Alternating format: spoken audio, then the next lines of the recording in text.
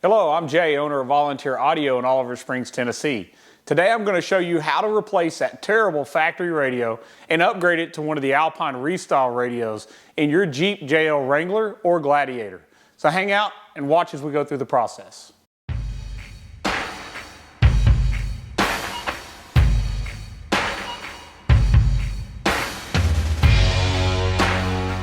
All right, so we thought we'd start by showing you the end result because maybe that would let you know why we're going to go through all the steps you're fixing to watch to take out that factory 8.3-inch screen and put in this new Alpine 9-inch. I want to show you the added features and the different things that it does that you really just cannot get from the factory radio.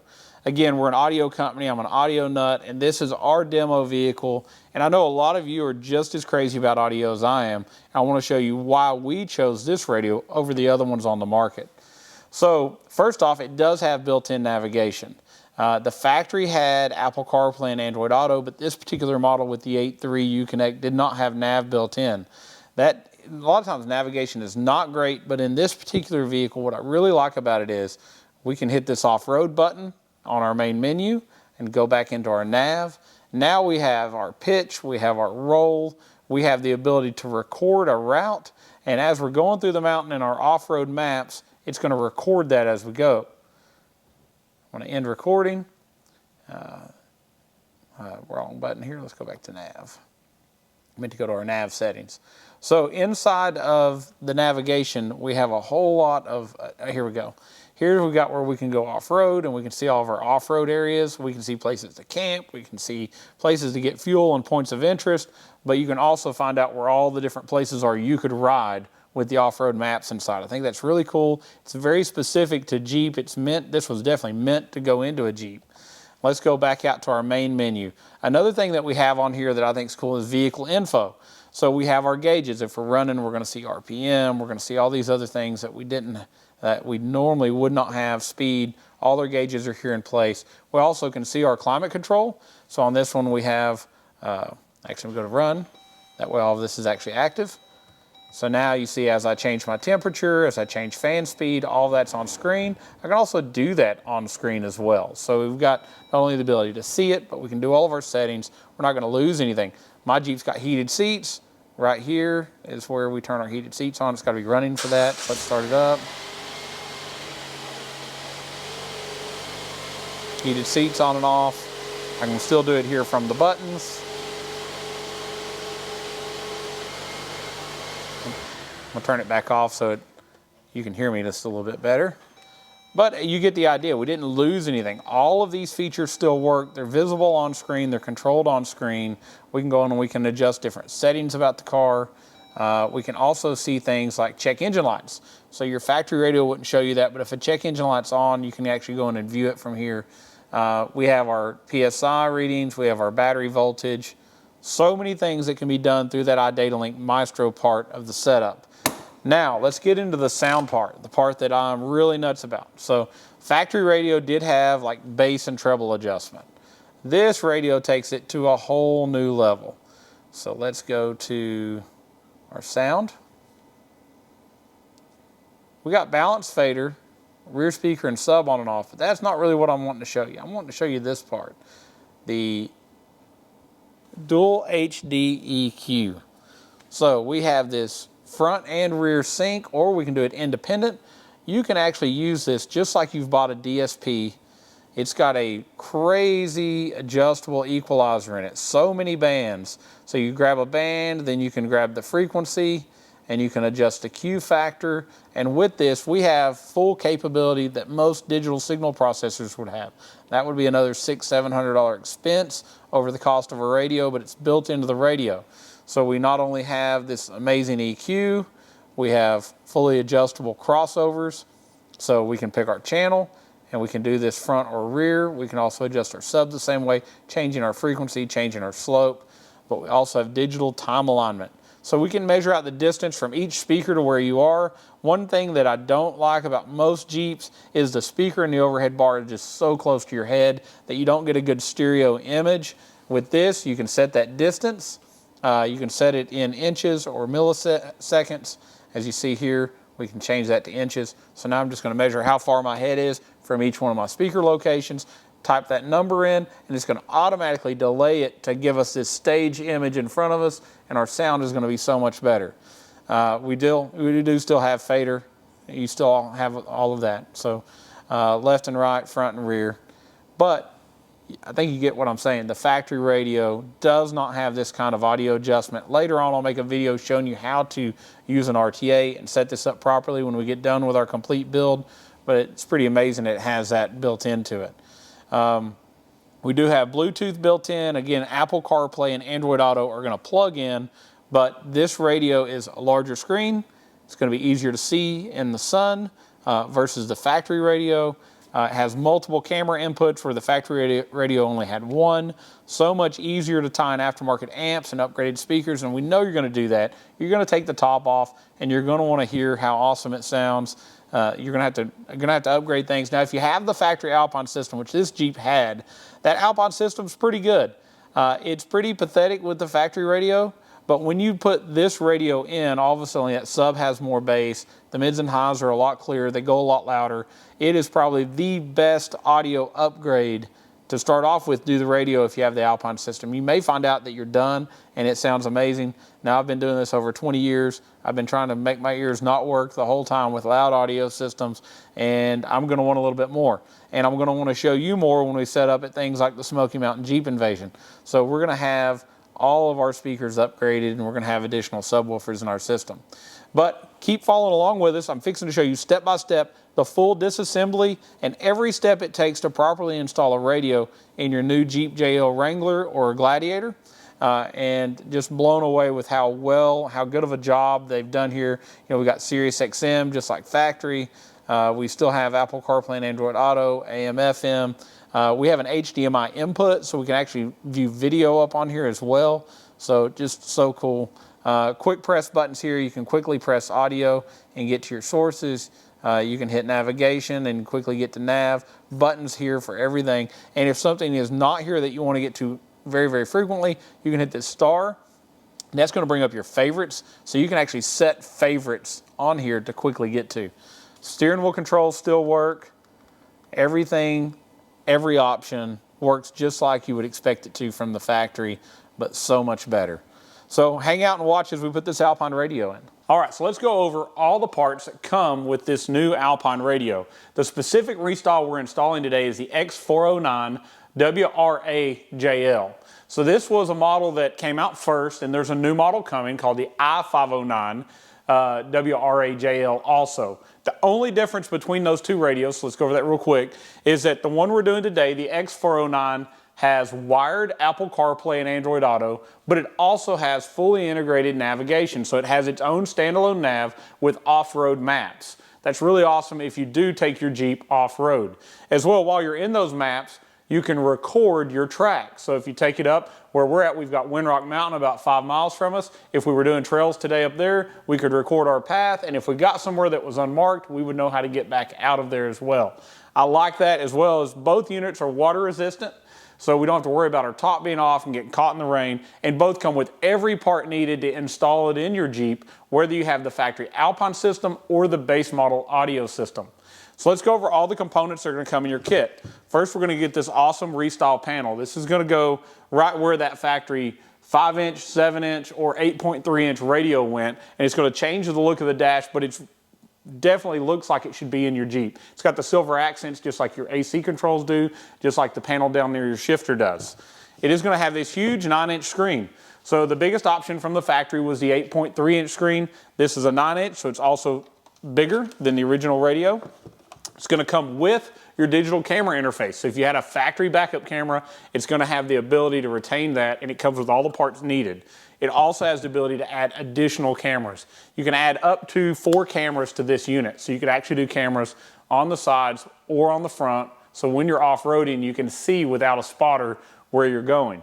It's really, really cool in the sense on the Jeep JL, whether you have a Wrangler or a Gladiator, there is no room in your dash. When you pull that factory radio, you'll realize, where am I going to put any upgraded components? So Alpine did a really good really smart decision in moving the brain of the radio below the steering column. We'll go over all that as we do the install, but it frees up a lot of room in the dash and it makes this a much, much easier install than most aftermarket radios would be to go in your Jeep. They're also using iData-Link Maestro. So this interface that comes with it, made by Maestro, is going to communicate with the CAN system in the Jeep to retain every factory option. So if you had it from the factory, you're still going to have it after you do this install. It's also going to show things like vehicle gauges and info on screen that you didn't have originally. It'll show your G-force, it'll show your pitch and your roll. It does a lot of really cool things through the data of the Jeep, and we'll go over that at the end once we get it finalized and installed. I think this is going to be the best option for us. So at Volunteer Audio, we have our SSV Works Jeep Wrangler. This is our demo Jeep. I like the idea of having integrated nav. I really like the idea of having the CarPlay as wired, because most of the time when you're on a trip, you're going to plug your phone in anyways, and that's when I'm most of the time going to use my maps and stuff from CarPlay. It is going to come with a new media hub. So where your factory USB hub is now in the dash, you're going to replace it with a new one. It's going to give you two USBs. One is charge only, one's for CarPlay and Android Auto, but you also have an HDMI input and an aux. So you could plug in a Fire Stick, you could do Netflix and Hulu and all these other things through your Fire Stick, Amazon Prime Video and such, and you could watch that right on the screen. Now that's for the passenger guys. You know, if you're driving, it's not safe to watch movies and video, so passenger only on video watching. We also have 3 sets of RCA preamps. Now the biggest reason I'm doing this upgrade is so that I can have the best sounding audio system. We already had the 8.3-inch radio. It already had Apple CarPlay and Android Auto, and it looked really nice, and it functions really well. The sound is terrible. If you want to do a really good upgrade, if you're really serious about audio, you're going to want to change to a better source unit. This thing's got time alignment.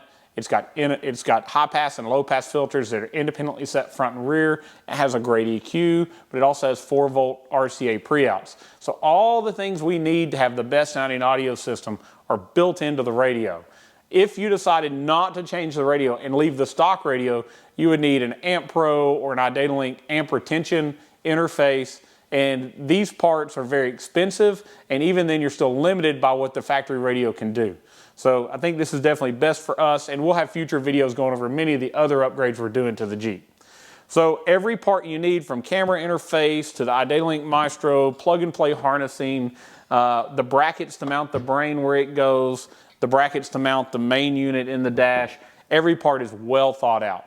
The engineering is excellent, and I know I told you I'm doing the X409 install. The i509 is the exact identical install. So everything we do in this video works for either radio, and both are in stock at volunteeraudio.com until the 409 is out. Then we'll have the i509 moving forward.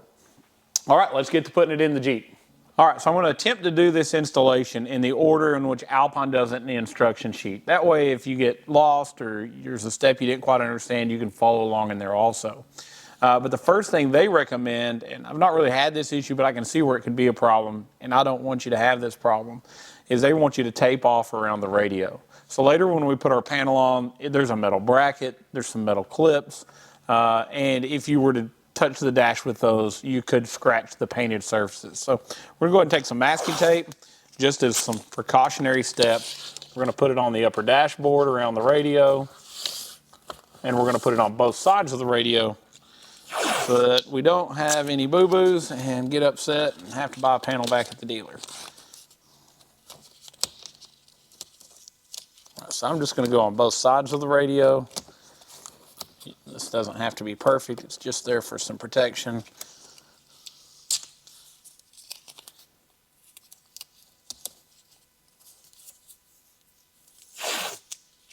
We're really only worried about the painted part. We're not going to have an issue out of the AC control area. I'm going to tear this enough that we can remove this panel later. All right, so first step was that little bit of precautionary there. So next, it tells us we're going to remove the panel below the steering column. Now this is just held in with some clips. They are very strong clips. You can use a panel removal tool. You could also just bring your hands behind it and grip them and pull outward.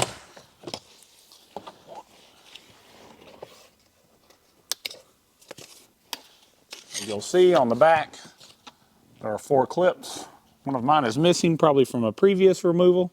We did buy this Jeep used, I'll find one and put it on as we go back together. But all you do is just pull this off. Next step, we're going to be removing this panel where HVAC controls and our start-stop switch is. Again, you could use a panel removal tool, but a lot of times you can just put your finger under the edge and you can just pull out on it.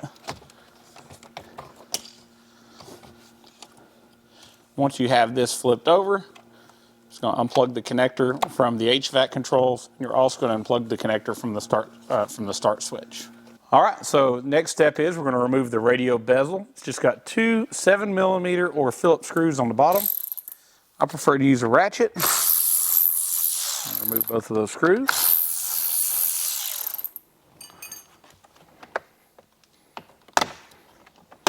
Again, just held in with push clips other than those two screws, all the way around the back. All right, so we've removed that panel. Next, we're just going to remove the radio. Same thing, 4 screws. They're a Phillips head or 7mm. Just going to keep all these in our cup holder.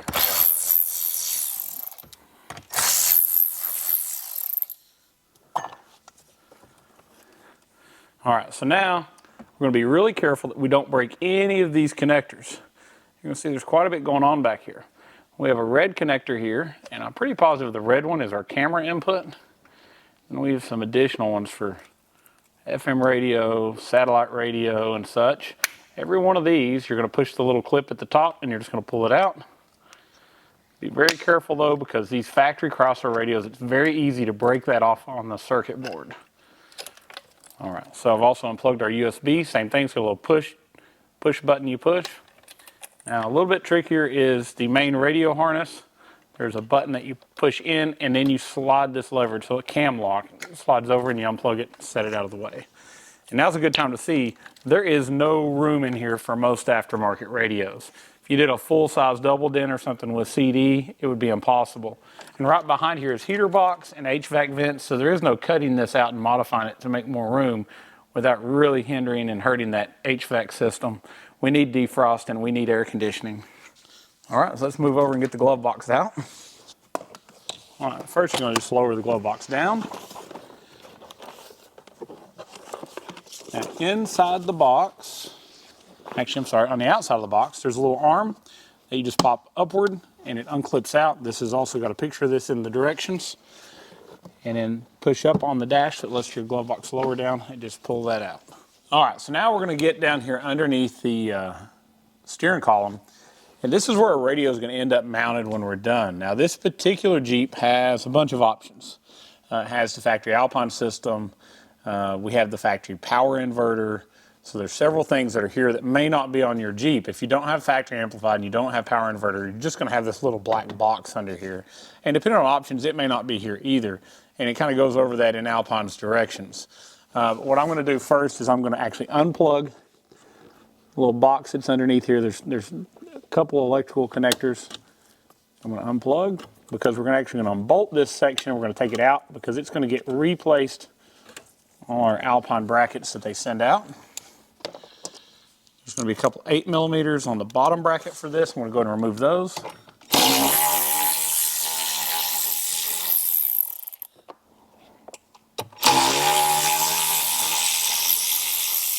There's a couple 10mm here in the top. Then we'll see what it takes to get the wiring unplugged. The directions are not very detailed on this part.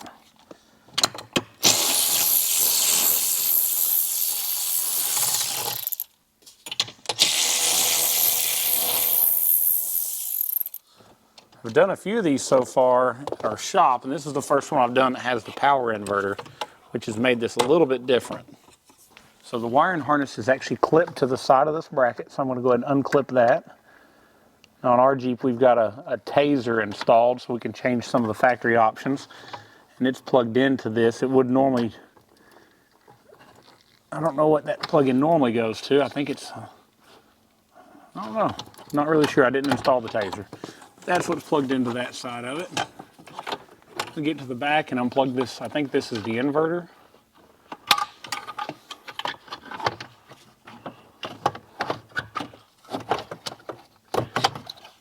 All right, so there it is, fished out of there. We'll be reinstalling both of these to our Alpine Radio later.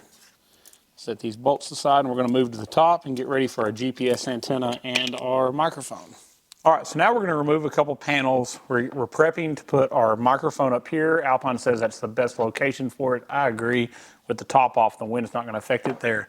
We're also going to put the GPS antenna on top, kind of right above the back of where the Freedom panels will be. And I've removed the top off the Jeep. If you've got a soft top, no big deal. You're going to have easy access. If you have a hard top, you will need to pick the top up or remove the top off to get access where the GPS sensor should go.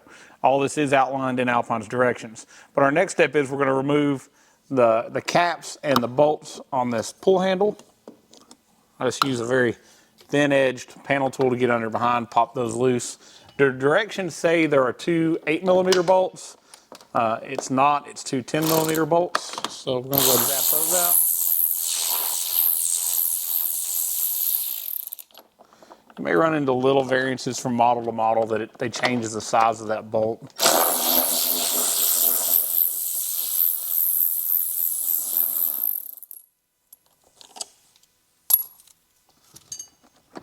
So once that is done, we should be able to pull and lift this up. Now I'm going to go ahead and, it doesn't say to do this, but we're going to pop the speaker grill off over here as well because it kind of overlaps this. We just pry it straight up and remove it. Just gives us some clearance where we're not fighting to get this out around it. We've removed our grab handle. Now I've got an assistant here in the background. Zach's here checking out what we're doing and helping hold things. He's also one of the few that you'll talk to on the phone if you call in. So all of our sales team has hands-on experience installing and seeing all these products.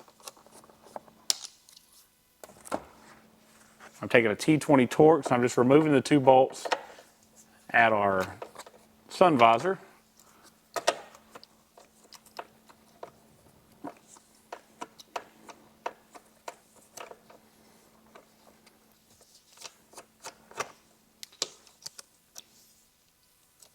I'm just going to remove it and let it hang for just a minute while we take the other panel off till we can get it unplugged. All right, so now I'm going to remove this panel. It's got some Torx bolts in it. They're T20 as well. There's two in the top, two in the bottom. All right, so I've got those 4 Torx bolts out.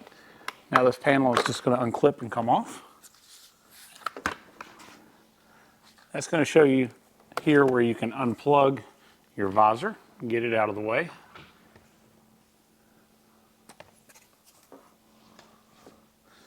All right, and we did all that so we could get to this wiring. So when we fish and secure our wiring from our GPS antenna and our microphone, that it doesn't get in at any time behind any of these screws and get hurt. So now we're just going to pull on this a little bit and release some of the clips. We don't have to take this all the way off. If you want to, you can, but you don't have to. We're just going to lower it down enough that we can put our microphone where it goes, and then we're going to secure with zip ties that microphone all the way around. I'm going to go ahead and get that part done so I can get this back together before we move forward. All right, so Alpine sends you this clip to hold the microphone. Now they send you this little sticky pad. I want you to take it, unstick it, stick it inside of here. And what that's going to do is when it clips over, we're going to pull this little cover off. It's going to stick and it's not going to move around. So I'm going to unstick that and put it in place. All right, so Alpine says to put it just on this side of that center mirror area. So I'll follow those directions. So now it is stuck in place. Now we're going to put our microphone on it, start routing that wiring toward this A-pillar.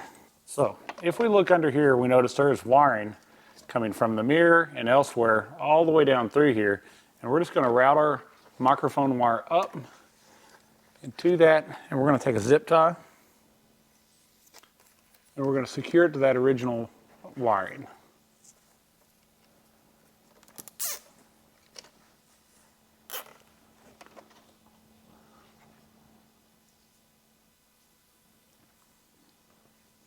So we're going to continue to zip tie it all the way down through here to make sure these clips don't ever get the wire in the way and it damage our microphone or short out the wiring, just as the factory did it.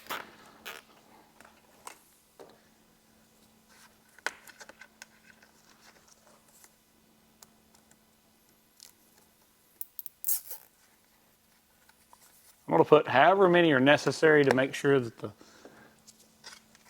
microphone wire doesn't get exposed or hanging out. This isn't like most cars where you just have a big headliner to hide it.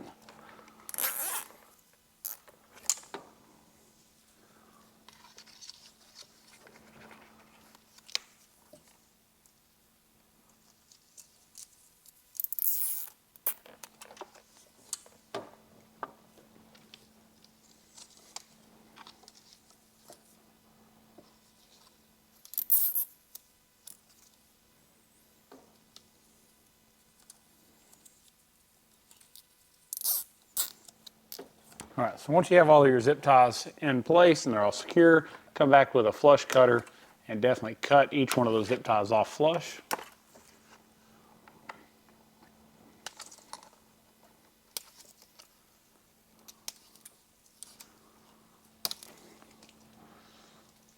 All right, so now that was the only reason this panel came off. So I'm gonna go ahead and reassemble it because I don't wanna just leave it hanging here while we're doing our other work. So just go back up here and find each one of these clips and make sure they line up. Kind of push them back in place.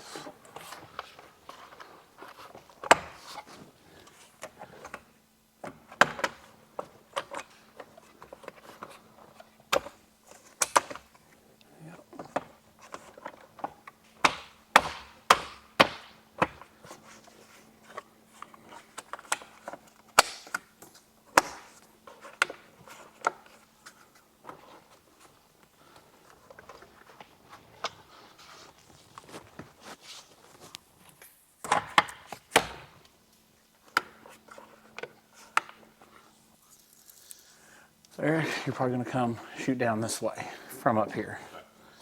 All right, so we're gonna clean the area where we're gonna be putting our GPS antenna. It's gonna go right on top here. As you see, we've removed the roof. If you had a soft top, just lift it up. If you've got a hard top, you will need to take the hard top off to do this part. All right, here's our GPS antenna.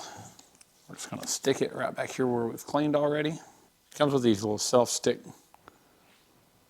things that you stick down. They're gonna hold the wire in place. We're gonna put one of those in place. At that point, we're gonna unwrap this. We're gonna come behind this factory panel. So we're just gonna pull it out enough that we can drop down into here and come up the side.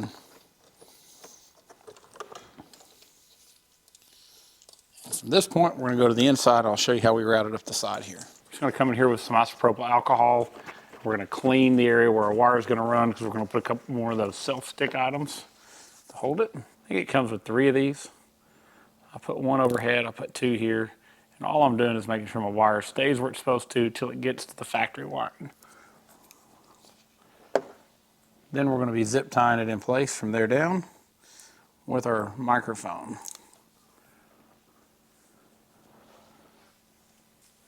So just run this through each one of those. As you see right over here, and then we'll start using a couple zip ties.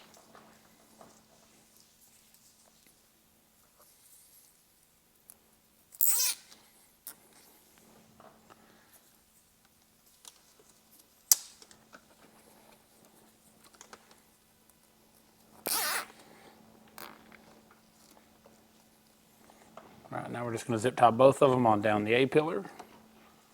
And we're doing this, as you see here, these are the bolt holes where our grab handle went, and we're just wanting to make sure that at no time these wires get over where those bolts would be, because then we're going to have to buy a new GPS antenna or a new microphone and wait for that to come in, and we don't want to go through all that. I know you don't either.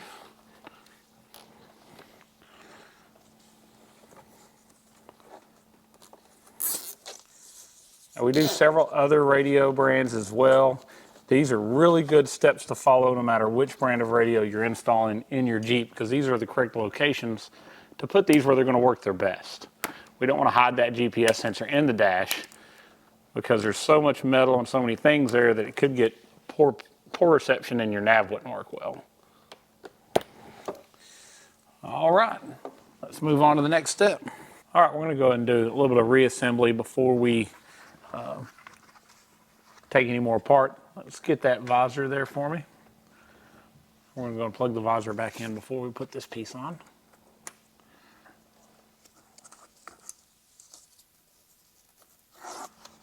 All right, so we'll go ahead and start to screw in this visor, put it kind of in place, hold itself up while we're putting the other part on.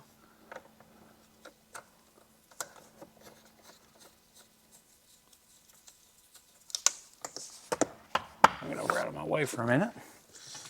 All right, now we can reinstall the side panel that was originally here. We've got our wiring all secured up well so it doesn't get cut or pinched.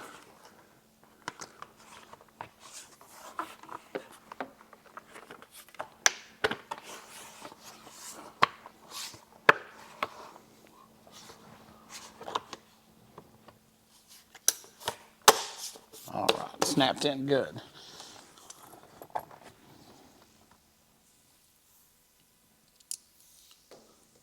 Let's go ahead and put each one of our screws back in.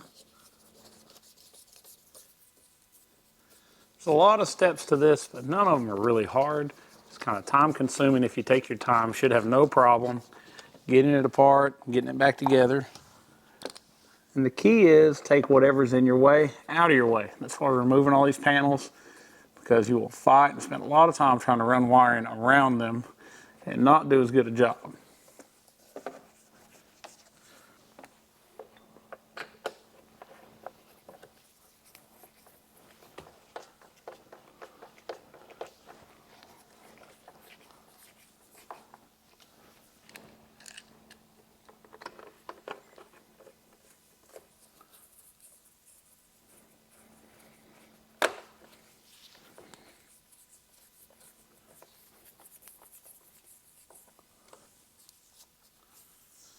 All right, now we can put the last bolt in our visor.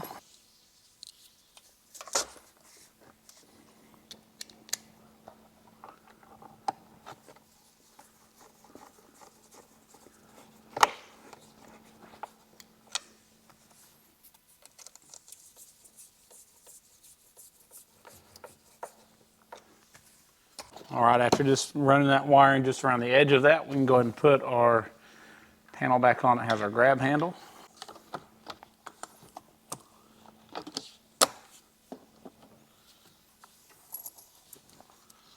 our 10mm bolts back in.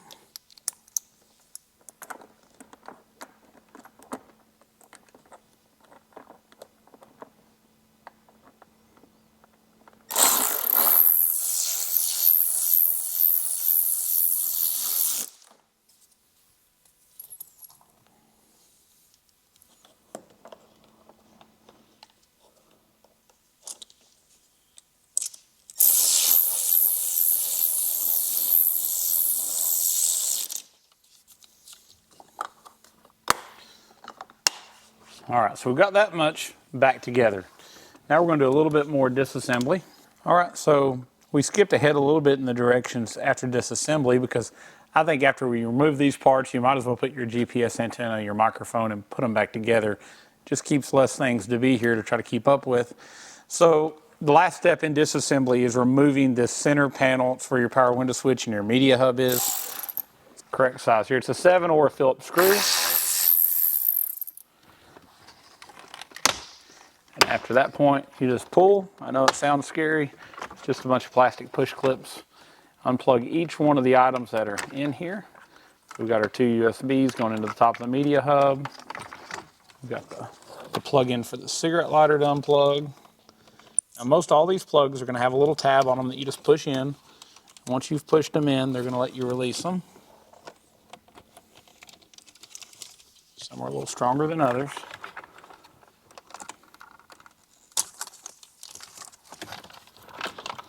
All right, this being a Rubicon, it's got a few more items here to unplug.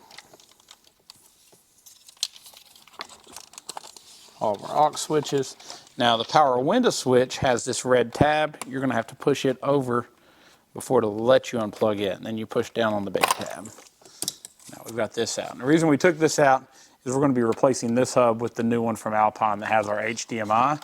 Factory, it's just one USB, even though it's 2 different connections, it's only one. The new one will have a charge port, USB for CarPlay and Android Auto, an HDMI, and that 3.5 aux. All right, let's move on to the next part. All right, so we've got a little bit more reassembly coming on here.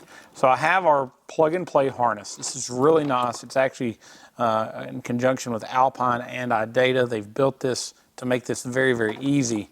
And we have our big plug that's going to plug in up here at our radio. This was the main radio harness from the factory. So all that just plugs in. We also have a couple other connections here. So we have our FM connection. That's going to be the larger coax cable with the white connector. This is going to plug right into it. We also have a satellite antenna connection.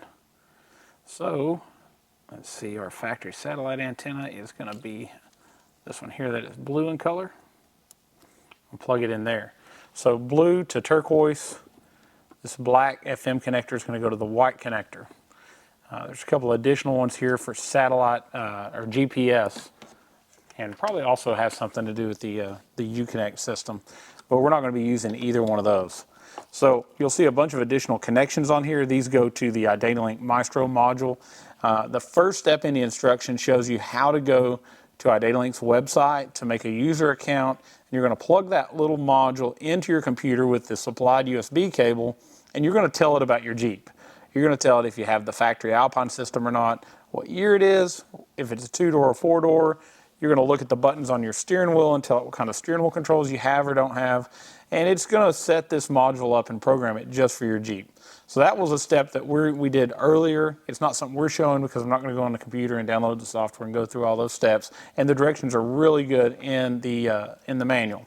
But that's what all of these plugs are for, and we'll plug that module in here in just a little while. But right now we're still just doing some routing of cables.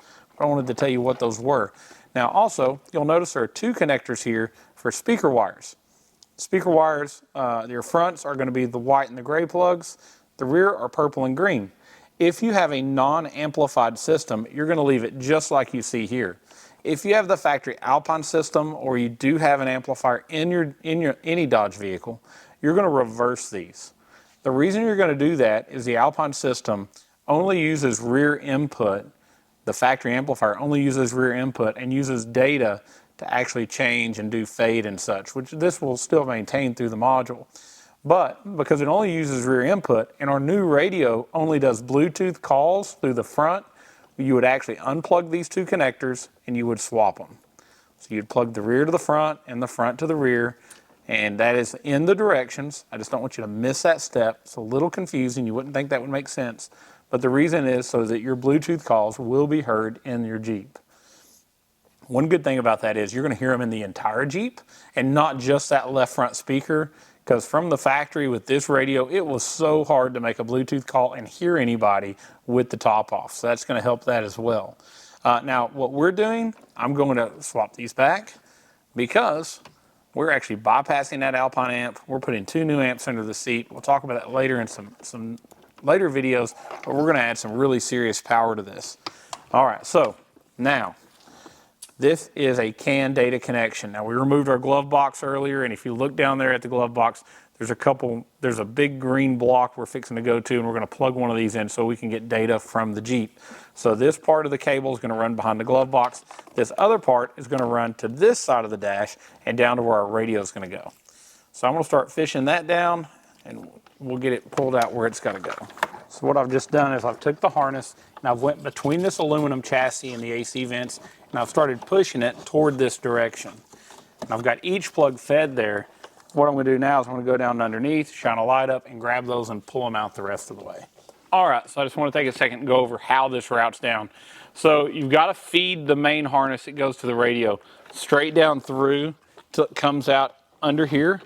Once it's here, you can go sideways under this bracket. So you'll see it bolts in, so you can't go above it. But you go through this area, and you'll easily be able to fish it back out here underneath the steering column. So I want to take it a second and show you that.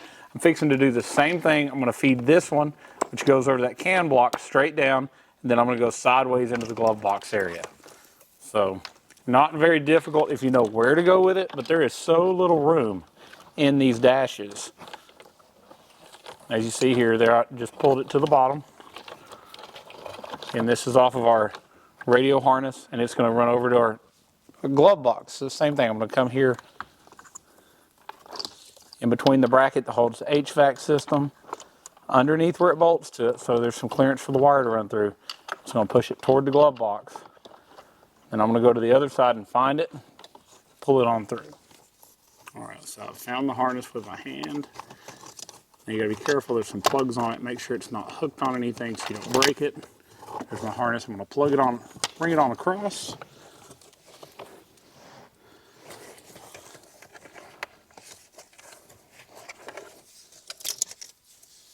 All right, so what we're going to do is we're going to take one of these harnesses, and we're just going to plug this in into one of the open slots. All right, so we're at the point now we're going to go ahead and take our radio and we're going to mount it to some bracketry. First one, we'll talk about Sirius Xm. So if you have factory Sirius Xm, or if you want to add Sirius Xm and you want to maintain that, you're going to need a tuner. So the original tuner is in the stock radio, so once you remove it, that ID that they activate is gone. So you'll need to purchase a Sirius Xm tuner. Normally there is a mail-in rebate that either makes it free or you even make money when purchasing this. We have it on our website. If you purchase it there, you're going to get it for a lot less than it retails for, and then you're also going to get a $70 prepaid card currently when you activate it. So it's going to work out, you're going to make money buying this part, but it is sold separate. I go over that because right now is the time when we're actually going to be installing this with our radio. So let me open it up here and get the brain out of it, or the module. Now you will not be using the antenna that comes from Sirius XM. You're only going to be using this tuner. So the other stuff we're going to set aside. We're not going to need it. But you are going to need this part. And it's a pretty neat idea the way they've designed this. They know there's a good chance you're going to be doing this. And so what they did was they gave us a spot up here, a little bracket just for it. You're going to run a couple of zip ties over it, or actually through it and around this bracket. It's going to hold it in place. You're also going to bolt in this radio module to this bracket. This is what's going to mount it underneath. And we do have an additional bracket we have to add on though. This particular bracket that we're adding is going to hold this. This is what we removed earlier. We have our heated seat module and our power inverter module. Both of those have to be reattached to this. So we're going to go ahead and remove, what do I do with my can? There it is. We're going to remove this inverter module from its bracket.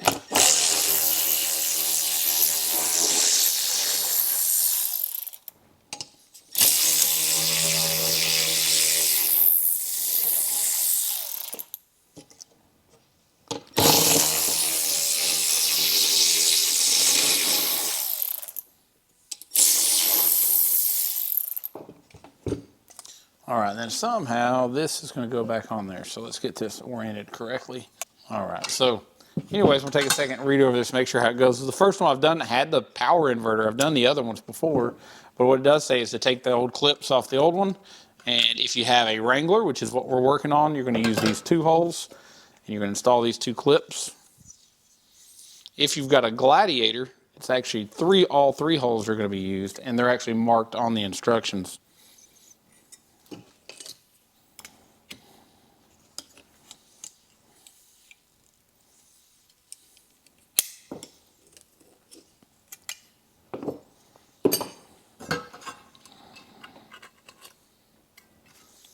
All right, so we're going to take some screws and we're going to put them,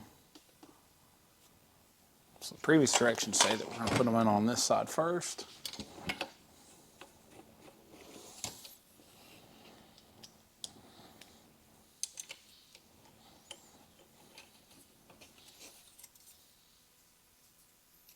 All right, so we did get 2 additional screws that were a little longer. I saw those earlier and they've got some locks in them. All right, so we're going to put these 2 on this side, and then we're going to remove the 2 on the other side. So the directions are, they tell you to do one step, and then they go, oh, if you have this, back up and undo what you did in the previous step. And that's the order in which I just did it. So if you watch this, you hopefully won't have to go through that process. All right, so if you do not have the power inverter, you're going to put your Sirius XM module here. If you have the power inverter, you got to follow the steps and the directions on the next page, and you got to assemble this bracket. And it's going to screw back on here with some slightly longer included screws. Let's put those in place, actually.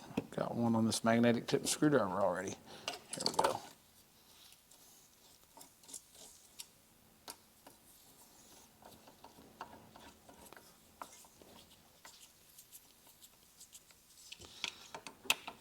That module that we had previously that was on the bottom had this plate here.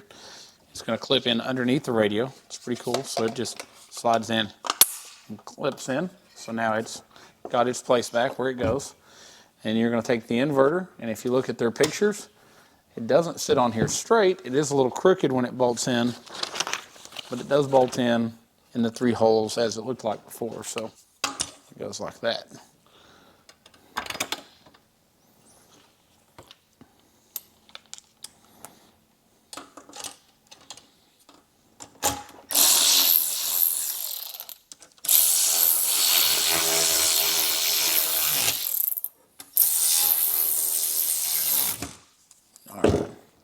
So now what I'm going to do is once I get it installed in the Jeep, I'm going to see where I have room, and we'll secure the Sirius Xm tuner somewhere. It's going to go up in here. There's plenty of room around that. But we'll get this bolted in and we'll figure out where the best place is to put it. Let's go back to the Jeep and get this installed. All right, I'm going to go ahead and remove a couple additional screws that they didn't tell us to earlier just to make some more room. So remove a couple screws. There's a 7mm on each side of this. The purpose of this is to make it where we can move this out to get to some brackets that it's telling us to unbolt, but it never told us in the directions to remove those. But by pulling this up, you get access to get this bar out of the way, and you can also unbolt this bar as well. There's a 10mm from underneath and a 10mm in the front. You may be able to move them enough, but you also may have to loosen the 8s at the top to get enough play to get this back in place. So we're going to move forward, take those bolts out, see how much room it gives us.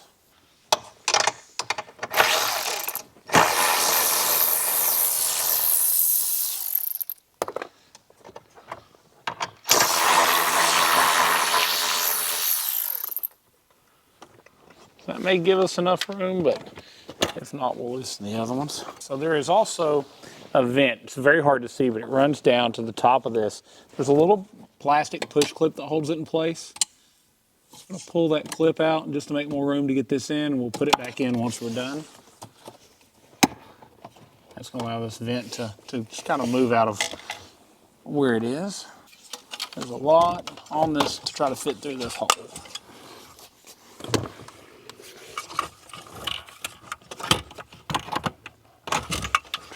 The best way to get it through with all of these already on it. And it may be that we have to go through the top.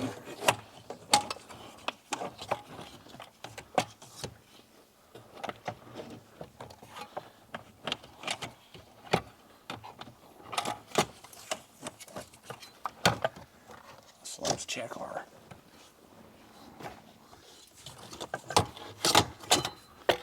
go ahead and pull our steering column all the way out and all the way up and make a little bit more room.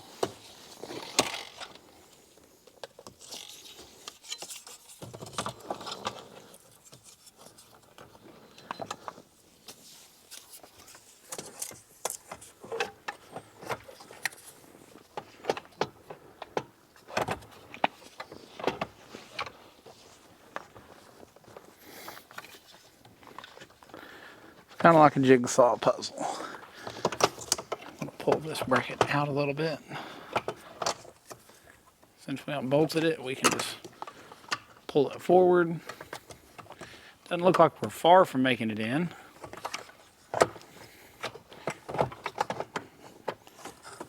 Well, we've made it behind there now.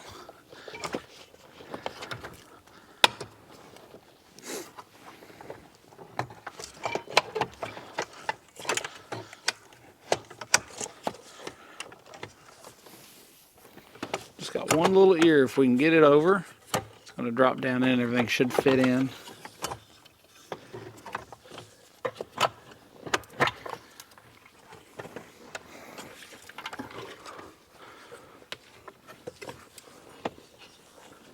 Now, if you don't have the inverter, this is going to be a lot easier. I've done this before without it, and there's no problem at all dropping it right into the hole.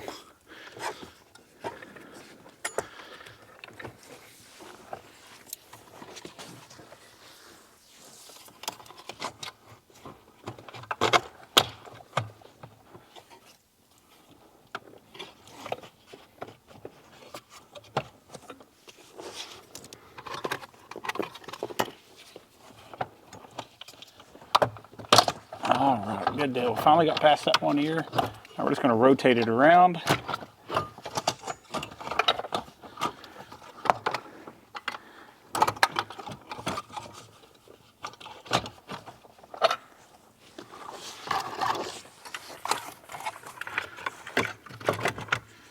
Keep rotating it.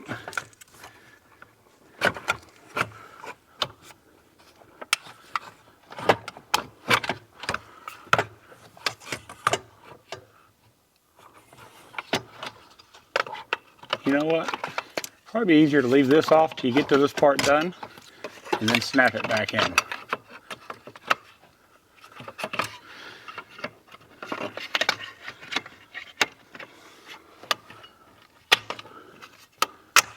I'm gonna go with that being a much better way to do it.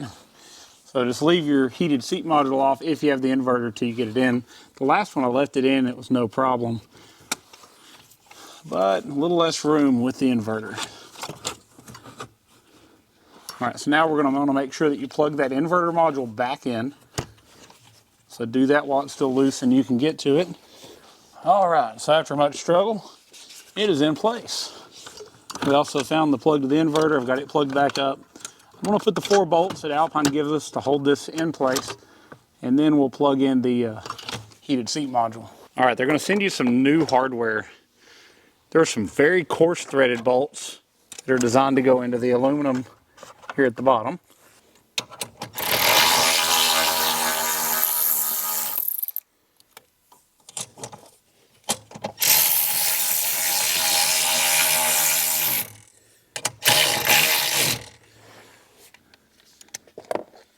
We have 2 new 10 millimeters going from the top. Actually going to loosen those 8s for just a second to get those started.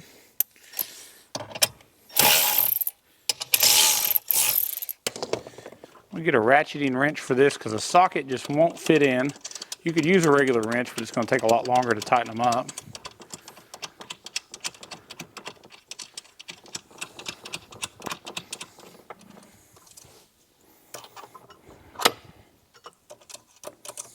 Get a couple twists on it so our ratcheting part will fit.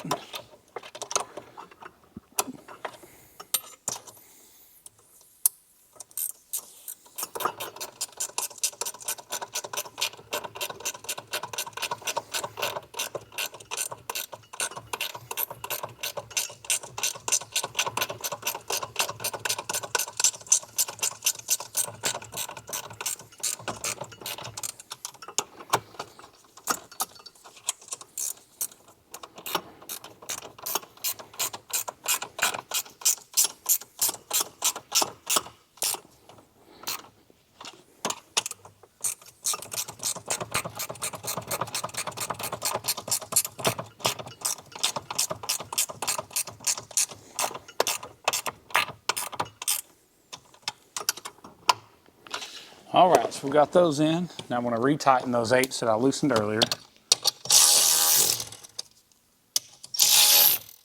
I'm going to plug in every one of these heated seat plugs. There's 4 of those. They're numbered 1 through 4. They also only plug in one way, so that's all plugged back in. And now we have our harnessing we ran earlier down from the radio. So each one of these are going to have a place that it plugs into the radio. So we've got the main power and speaker connector input. This is the CAN input connector. Get it plugged in. We have an auxiliary input connector. The SM connector is going to plug in right here. We also have our satellite tuner connection. So now we've got a couple other plugs that we're going to plug in here that are going to accept things like our GPS and our microphone. So earlier we routed our microphone and our GPS cable down to this point. We're going to remove this side panel off the end of the Jeep. So you use a thin pry tool. Again, just something held together with a bunch of push clips. It's going to let us feed this wiring down where we're going to come out underneath our dash.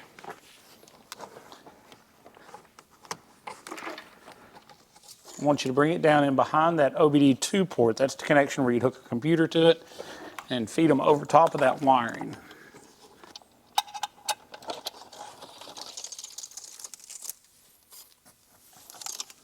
All right, so I've got these plugs here. We've still got a few more things to route. So we're going to put our media plug in and route those USBs and HDMI over here also. We're going to go ahead and finish pulling these up top so we can plug them into the radio. I've got a few things to put back together, like this vent. We're going to go ahead and put it back in place.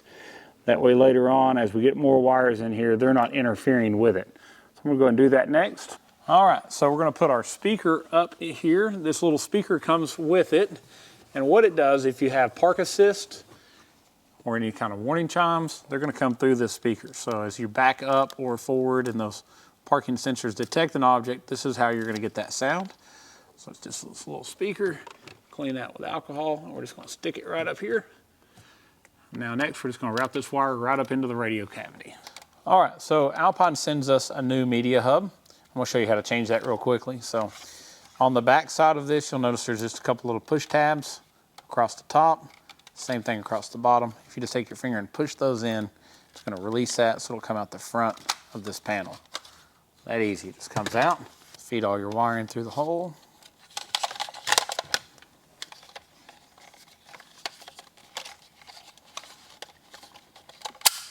Snap it in, it says Alpine, flips down, we now have 2 USBs, upper one's charge only, aux, HDMI, and our CarPlay Android Auto one.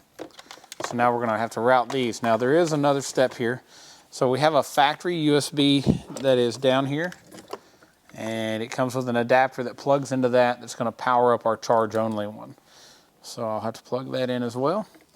And we'll start routing these wires. Every one of these have to be routed sideways through the dash over to the brain module. So you're gonna come right through here, get those all where it needs to go to where the actual radio is.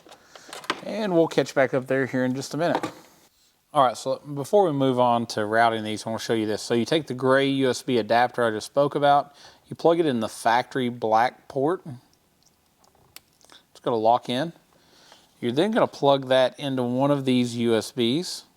And what this just did was we just plugged in the factory USB, and the back is now a charge only port. We're also going to plug our front USB, this short one that's charge only, into it as well. Once you have those plugged in, you want to take some electrical tape and wrap around this just to make sure none of this ever comes unplugged in the dash.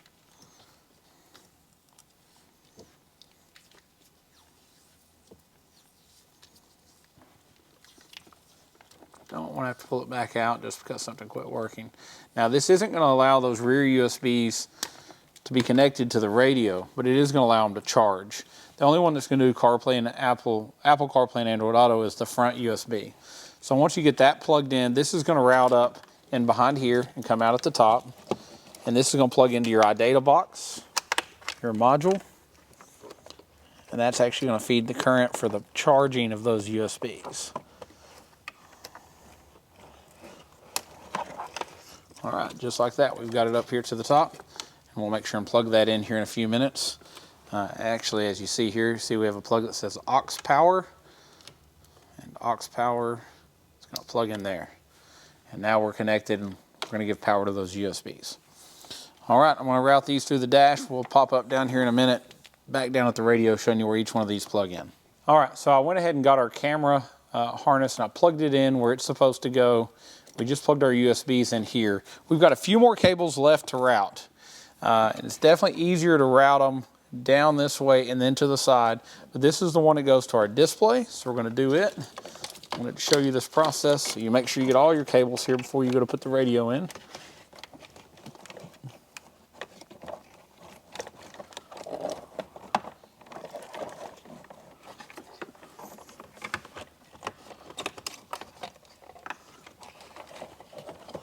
Got quite a few harnesses already ran through here. And the way you do this, you're going to route the one that says mic in. It's got to go down first. That goes toward the radio. And it does say head unit side. It is marked. The other side goes to the display, or really the buttons around the display. This is way easier when you're not videoing it. But here we go. I've got it now. All right, so we fish that down to this portion. Again, we're going to also be feeding it to the side over to the head unit through this side part here. So we got this one in. We've got a couple more to go. Get this fished around this USB port. I've got it kind of behind it. All right, so that's going to stay up here to plug into our display. We have another. This also plugs into the display. It's got to be fed down, so we're going to do the same thing to it.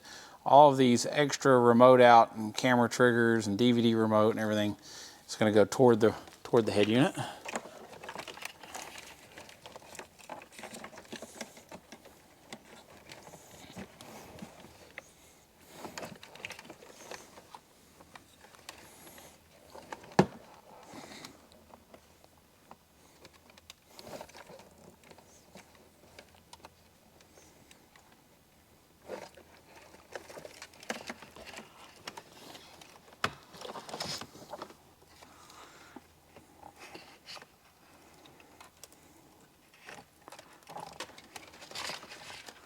All right, so we're gonna need that up there to go on the back of the radio. And the last one, we have our actual, it's like a USB, but it also goes from the display down. It's definitely a different style end. It's not a standard USB-A connector.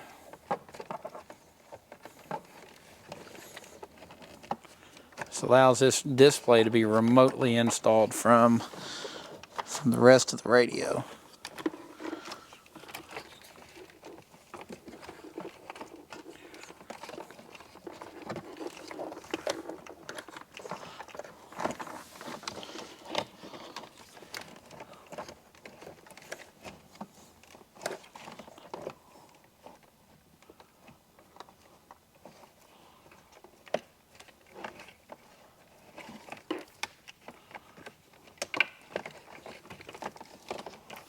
All right, so we got that one pulled as well.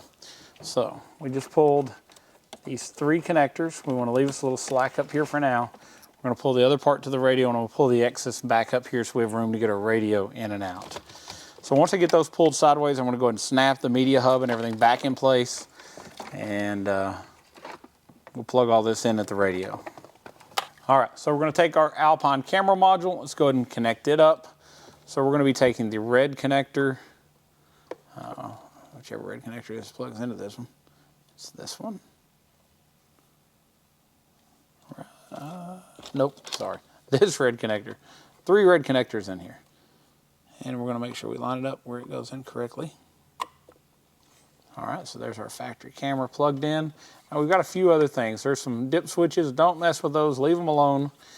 And we're going to have to take the camera power, connect it up. So if you look on this harness, there's a bunch of little plugs. They're all got labels. So we have one here that says camera power. We're going to plug this white connector into it. We also have another one that says accessory can. This is can high, can lows. We're going to plug it into there. That's where those 2 go. I think this harness is ridiculously long, so I'm going to add a little bit of Tessa tape to shorten it up.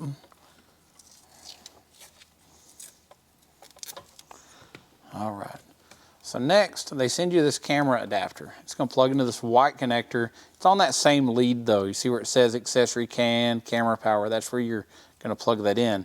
Now it's also female on both sides. So they do send you an adapter. Let me get that and we're going to plug it in. All right, so we're going to go from this adapter here into the video out of the box.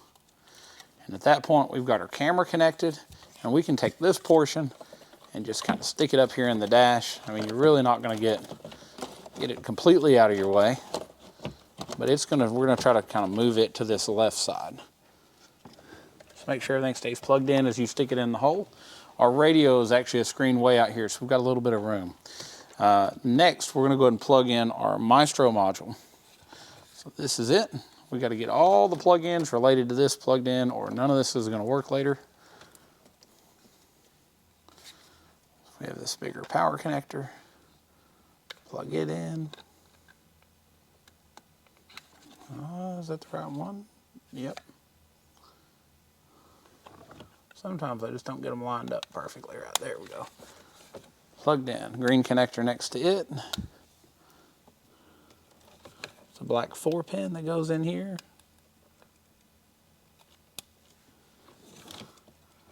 We have a larger black one that goes on the other side. Let's make sure we don't have any additional leads on here that have not been plugged in. We've got a few extra plugs. Earlier we ran that speaker. That plugs into this box as well. You'll see on the other side there's a 2-pin connector for the speaker. I'm going to go ahead and take our excess of this, fold it up, put some tape around it just to kind of shorten some of what's here in the dash.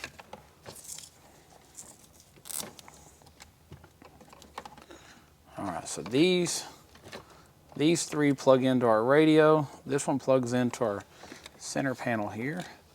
I don't see any additional harnesses that have not been connected, at least in the dash. So I'm going to start trying to get this out of our way. We're going to push these harnesses over here to the side and get our Maestro box in here behind it as well. And you'll notice, can you imagine trying to fit a radio in here also? I mean, if you had something that had a back to it, it's just going to be pretty well impossible.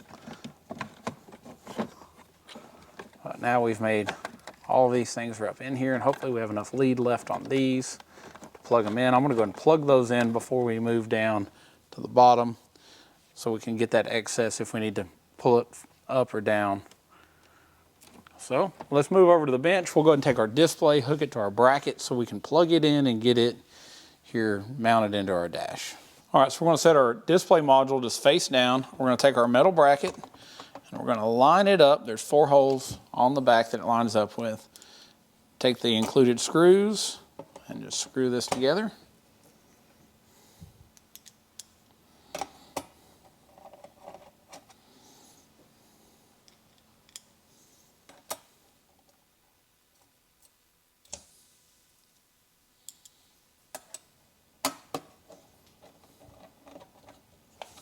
All right, now I've got them all started, I'm going to tighten them all up. And this is really the step that Alpine was saying, put some tape on the dash, because all of these metal brackets, they're just very sharp on the edges. They cut your hands as you're working on it, but it could also scratch the dash if you got it off centered. Now if you'll notice, on the front panel that's going to go on at the end, we have a connector here that's going to plug in. Keep in mind you got to leave just enough lead hanging out. At the end you can plug this in. And we'll go over that here in a second as we get in there. On the back of the radio we have what I call a USB, but it's a display port, and then we have another connector that's going to plug into that before we screw this into the dash. And this is going to go back in with those same 4 screws that originally held the original radio in. So let's go ahead and put this back in. All right, so we're going to plug these in.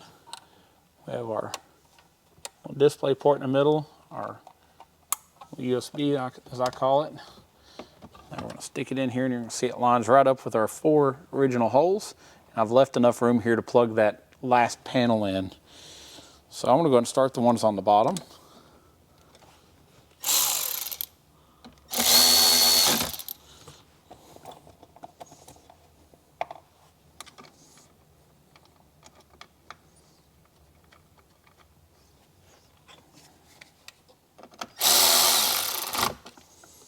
All right, once I've got those 2 started, this isn't really going to move around. I don't have to worry about it trying to scratch anything. I'm going to go ahead and use a screwdriver and get these top ones in.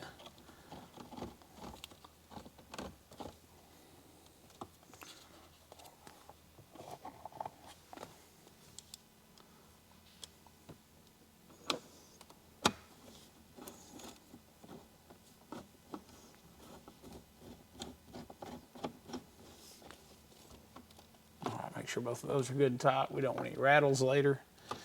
All right, now that I have this in, I'm going to go ahead and remove this tape, because the next step is going to be to put that outside panel on, and we don't want the tape stuck behind it.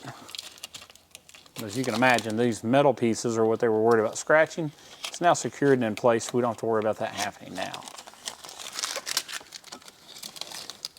All right, now we're going to go back down underneath the steering column and get everything plugged in at the radio module, including our satellite radio tuner. All right, so now here we are. We're going to make sure that all of the connections that we've ran here get plugged in. So here's our GPS antenna from earlier. We're going to go ahead and plug it in. I also have our microphone, and you'll notice that mic end is here on this extension harness. So I'm going to plug it into the radio first. Really like the idea of having the radio here, especially in the future. If you decided you want to add amps, you can simply plug into the pre-out connector here, connect your RCAs. That upper part doesn't have to come back out. So microphone input. Now I'm going to take some tape and use Tessa tape because it just doesn't make the gooey mess that normal electrical tape does. We're going to bundle this wire back up, all the excess, put a little tape around it.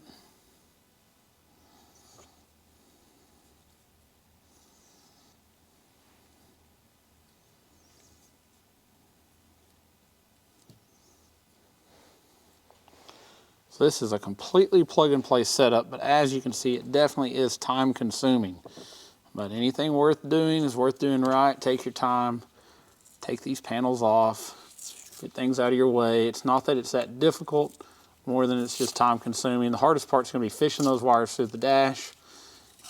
Sometimes they'll go easy, sometimes they might get hung up on something, but there's a lot of that to do in this install, getting it from point A to point B.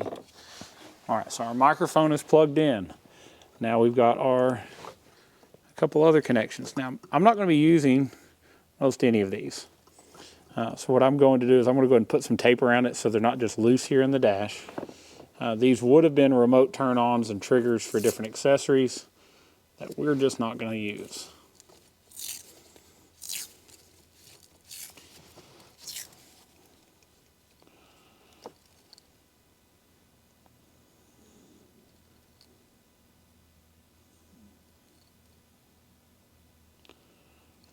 Making sure which ones I might use in the future and not tape that one up, but I'm going to tape the rest of them up.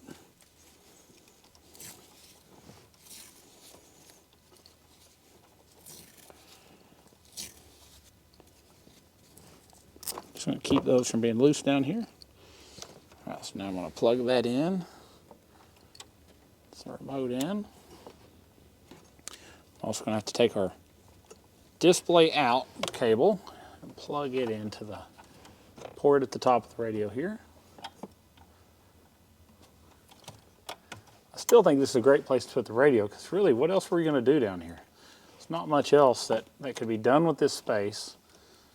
It's a great place to put it. So our aux cable is going to plug in the one that's labeled aux. Again, I'm going to go ahead and put a piece of tape around it. This is that 3.5 millimeter aux that's in that media hub.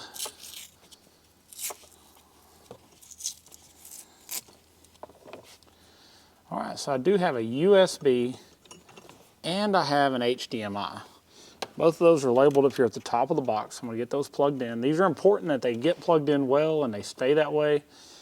Oh, let's go HDMI in, not HDMI out. That's where I want it at. Yep. This is what's going to make your CarPlay or Android Auto work through that connection. Now, if you decided later, maybe you wanted to add a wireless CarPlay adapter, you could go here and plug it in and not have it sticking out the front of that port. Another good option to do is just to hide it in behind here. All right, now in the bag of hardware, so you got this little part. You might not have known what it did. What it does is it's going to help hold the HDMI input in place. Let's take it, put it around that cable. All right, so last but not least, remember we're doing satellite radio, and earlier I told you I'd show you where we were going to put it once we got it in place.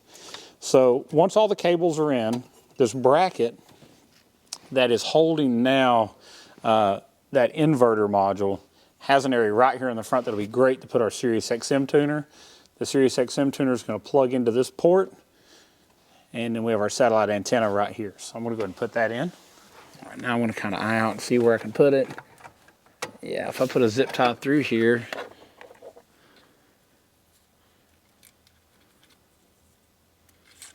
I can bring it back up around this one end.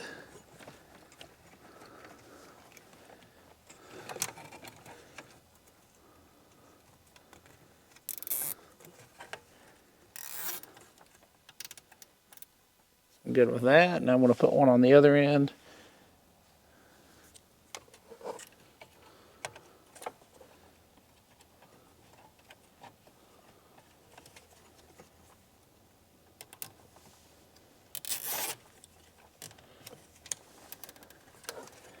I think between both of those, that's going to be pretty secure. All right, so let me trim those down.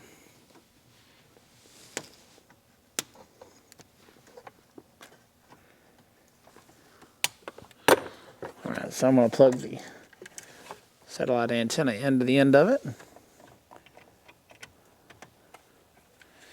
then we're going to take the module, the end off the module, and plug it in here.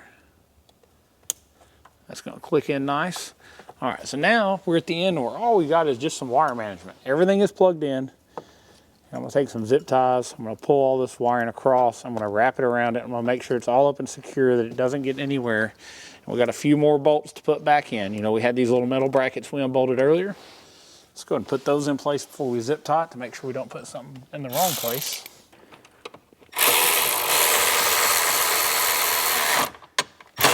Nice. I've got another one that goes up through the bottom under this other connector.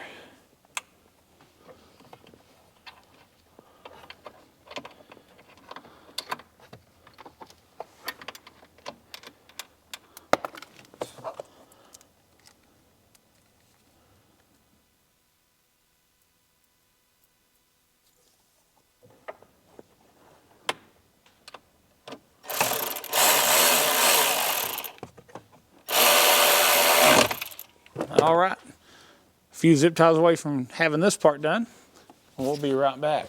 All right, so all of our wiring is secured up. We've zip tied it in place. We just got a few things put back together now. So we're gonna go ahead and put our ignition switch and the HVAC panel back in. Feed the wires back through where they go.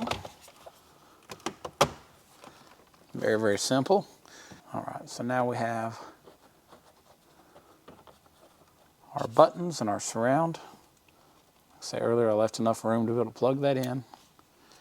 This is just a little tricky. It's not been too hard on any of them I've done. It lines up really nice with the bracket, but we just want to make sure that all of our push clips lock in. That's going to be what gives you that real nice look. Just to make sure that it goes all the way in and locks in. All right, those locked in nice. We're going to remove our film. And again, I think they've done a really good job now that we've got it in and I can show you in the Jeep. All this silver accent looks really good with the silver accents around the HVAC, the silver accents around the window switches and such.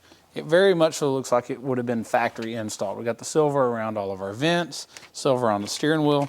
Looks really, really good. So super easy from this point to wrap it up. We're going to throw our glove box back in. That's very easy. We're going to put the little panel under the bottom, and we'll come back to you here in just a minute. We'll fire this thing up, and we'll go over our features.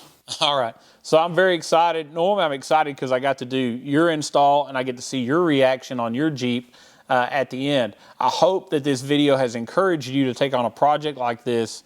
But the reason I'm excited, this is my Jeep. This is the Jeep for Volunteer Audio. This is our demo vehicle, and I am so happy to have this Alpine Radio installed.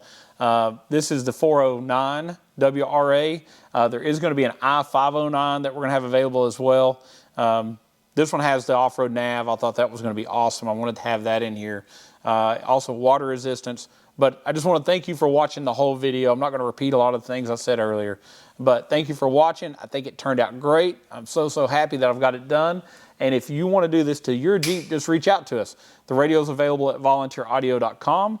We'll have a link in the description to that radio so you can easily find it. You can call us at 1-844-30-AUDIO, or you can email us at sales@volaudio.com.